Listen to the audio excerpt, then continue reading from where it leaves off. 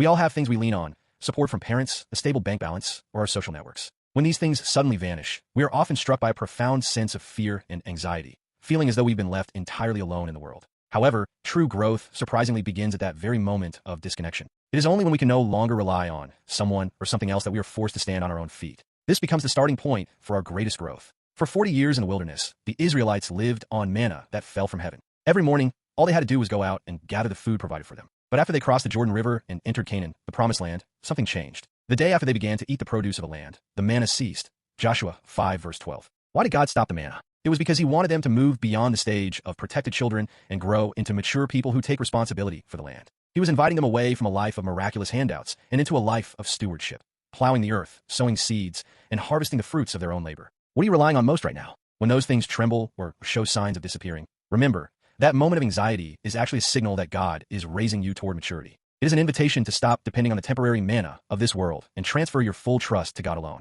Through the death and resurrection of Jesus Christ, we no longer need to live in fear of the world's scarcities or uncertainties. The cross is God's most certain promise that he is with us. The real strength to navigate a competitive world and an uncertain future does not come from a bank balance or the approval of others. It comes from the conviction that God is with me. Just as a child must let go of their parent's hand to truly learn how to run, we must let go of our obsession with temporary worldly manna to taste the vast and abundant fruits of the Canaan God has prepared for us. Beloved, do not despair if the things you once relied on are being cut away. It is evidence that God no longer views you as a mere infant, but as a mature son or daughter. An anxious freedom is far better than a comfortable bondage. Every step you take in reliance on God will forge you into a true adult and a true victor. Today, courageously cut the old ropes of dependency that have been holding you back. Walk boldly into the world, into your promised land, alongside Jesus, who became the bread of life for us. In Jesus Christ, God is with you, and he will lead you to bear abundant fruit.